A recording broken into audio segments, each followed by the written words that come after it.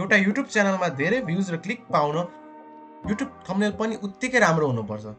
त्यसैले आज मैले तपाईँहरूको लागि युट्युब थम्बनेल इजिली तपाईँहरूले कसरी बनाउन सक्नुहुन्छ र के बेसिक चिजहरू तपाईँको थम्बनेलमा कम्पलसरी हुनपर्छ भन्ने आज सिकाउन गइरहेको छु।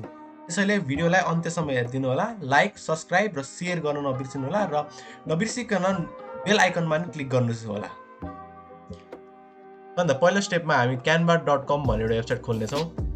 canva.com खोल्नेछौँ र वेबसाइट खोलेपछि अब तपाईँले यस्तो खालको इन्टरफेस देख्न सक्नुहुन्छ। अब हामी यहाँ यता माथि तपाईँले सर्च बार देख्न सक्नुहुन्छ। तपाईँले त्यहाँ क्लिक गर्नुहोस् र युट्युब थम्बनेल भनेर टाइप गर्नुहोस् होला। तपाईँले यहाँ युट्युब थम्बनेल भनेर देख्न सक्नुहुन्छ। यस्तै खालको अप्सन क्लिक गर्नुहोस्। यहाँ चाहिँ तपाईँले डिफ्रेन्ट टाइप्स अफ पहिल्यै क्रिएटेड देख्न सक्नुहुन्छ। तपाईँले थम्बनेलहरू तपाईँले क्लिक यसमा एउटा चुज गरे नि हुन्छ। जस्तै यहाँ राम्रो राम्रो थम्बनेल छ, how do start a business भन्ने, तिनीहरू चुज गर्न पनि सक्नुहुन्छ अलरेडी मेड। तर आजको लाइक एकदमै अट्र्याक्टिभ बनाउनलाई एउटा ट्रिक सिकाउनलाई हामी एकदमै सिम्पल र बेसिक गर्नेछौँ। सो मैले यहाँ क्रिएट बेसिक थम्बनेल भन्ने अप्सनमा गएँ, ब्ल्याङ्क थम्बनेलमा गएर म अपलोड भन्ने एउटा अप्सनमा जानेछु र अपलोड भन्ने जाने अप्सनमा गएपछि यहाँ तपाईँले अपलोड फाइल्स भने तपाईँले यदि केही थम्बनेलमा तपाईँ थप्ने इमेजहरू थप्ने केही थप्ने हो भने यहाँ अपलोड फाइल्स भन्ने एउटा अप्सनमा क्लिक गर्ने हो र तपाईँको इमेज अपलोड यसमा अपलोड गर्ने। अपलोड गरेपछि यस्तै देख्नुहुन्छ तपाईँले अप्सन। यो भिडियोको लागि म यो एक्जाम्पल दिनेछु। यसलाई गएर इलोङ्गेट गरौँ ताकि स्क्रिनमा फिट हुने गरी। ल, पर्फेक्ट फिट भयो। अब यो यसको नाम चाहिँ टाइटलमा मैले mouse stuck in a pasta भनेर राख्छु। यस्तै खालको थम्बनेल खोज्ने हो तपाईँले पनि।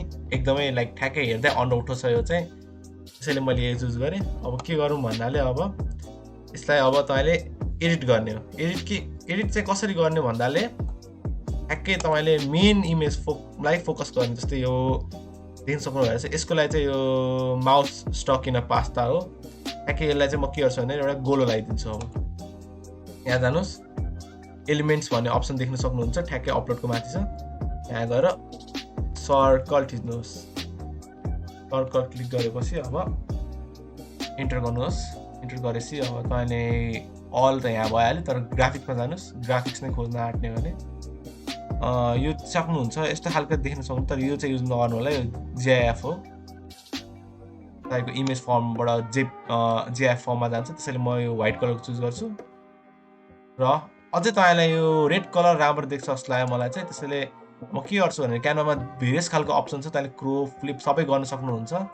त्यो म देखाइदिउँ। अब यसलाई यो सपोज मलाई मन परेन, म फ्लिप गर्छु यसलाई। ल, यो साइडबाट फ्लिप गरेपछि अब मैले यसको व्हाइट कलर चाहिँ अलि यो ब्याकग्राउन्डसँग मिक्स भयो भनौँ है यसलाई। अब के गरौँ भन्नाले म सर्कलको धेरै जस्तो रेड कलर हुन्छ, सो रेड कलर हालिदिन्छु म। यसरी हेर्दै जानु है। यहाँ यो माथिको यहाँ अप्सनमा कलरमा क्लिक गर्ने र रेड कलर चुज गर्छु म। ठ्याक्कै यो माउसलाई पोइन्ट भयो। अब यतिमै गऱ्यो। अब के गर्ने भन्दाले अब यति मात्र त भएन, मान्छेले के हो थाहा हुँदैन। तपाईँको टाइटलभन्दा पहिला थम्बनेलमा आँखा जान्छ है। त्यसैले म अब थम्बनेलमै टाइटल लेख्छु अथवा एउटा किवर्ड युज गर्छु। यहाँ टेक्स्टमा जाने, किवर्ड थप्नलाई एड हेडिङ गर्छु म। तपाईँले यहाँ डिफ्रेन्ट अप्सन्सहरू देख्न सक्नुहुन्छ। फन्टहरू डिफ्रेन्ट छ, यहाँ यिनीहरू डिफ्रेन्ट टाइप छ। त्यहाँदेखि यहाँबाट पनि चुज गरेर हुन्छ, तर म अहिलेको लागि एकदम सिम्पल खालको बनाउनेवाला छु। त्यसैले मैले यहाँ एड गरेँ। अब के गर्ने भन्दाले यता म mouse stuck in A pasta लेख्छु। यति गरेँ है। ल, यति गर्छु। अझ यतिले मात्रै राम्रो देखेन, अझ के गर्न सक्छ भने म यसलाई बोल्ड गरिदिन्छु। यति बोल्ड पनि भयो। अब म के गर्छु भन्दाले यसलाई बोर्डर थपिदिन्छु। अब बोर्डर थप्ने कसरी भन्दाले अल्ट थिच्ने, राम्रो हेर्नु है। यहाँ मैले कीबाट मेरो अल्ट थिच्छु र यसलाई ड्र्याग गर्छु। यसको ठ्याक्कै कपी निस्किन्छ अर्को। अब के गर्नु भन्दाले अब बोर्डर थप्ने हो। बोर्डर चाहिँ ठ्याक्कै अपोजिट कलर हुनु पऱ्यो नि त, इन्भर्समा हुनु पऱ्यो। सो मैले यसलाई चाहिँ के गर्छु भन्दाले अब यसलाई चाहिँ व्हाइट कलर गर्छु अनि यता सेकेन्ड टेक्स्ट जुन मैले निकालेँ यसलाई चाहिँ इफेक्ट्स भन्ने अप्सनमा जान्छु र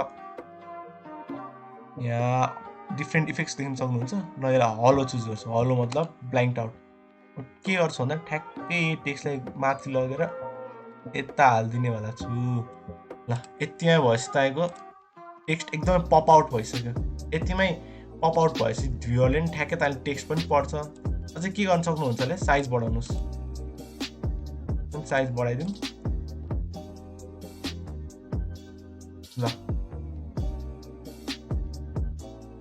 ल यतिमै भयो ल माउस टक इन पास्ता भन्यो यतिमै हाम्रो हेर्नु थम्बनेल एकदमै पप आउट भइसक्यो ठ्याक्कै तपाईँले यो ठ्याक्कै माउस टक इन पास्ता भनेर एउटा ग्रेट थम्बनेल क्रिएट भइसकेछ तपाईँले यसलाई अझै एडिट गर्न सक्नुहुन्छ तर अहिले भिडियोको लागि यति नै गर्छु म एउटा हल्का एक्स्ट्रा गरिदिउँ न यहाँ येलो कलर मलाई सायद येलो कलर अलि झनै पप आउट हुन्छ जस्तो लाग्यो सो येलो कलर हालिदिन्छु म येलो कलर झन् राम्रो छ यसलाई यस्तो गरिदिन्छु ल माउस टक इन पास्ता अझै तपाईँले पप आउट भयो अहिलेको लागि भिडियोमा म यति नै गर्छु यो सिम्पल थम्बनेल हो र अर्को स्टेपमा जानेवाला छु म अर्को स्टेप भन्नाले हाम्रो फाइनल स्टेप हो र यो गरेन भने त तपाईँको थम्बनेलै सेभ हुँदैन सो यहाँ सेयर अप्सन देख्न सक्नुहुन्छ यहाँ क्लिक गर्ने हो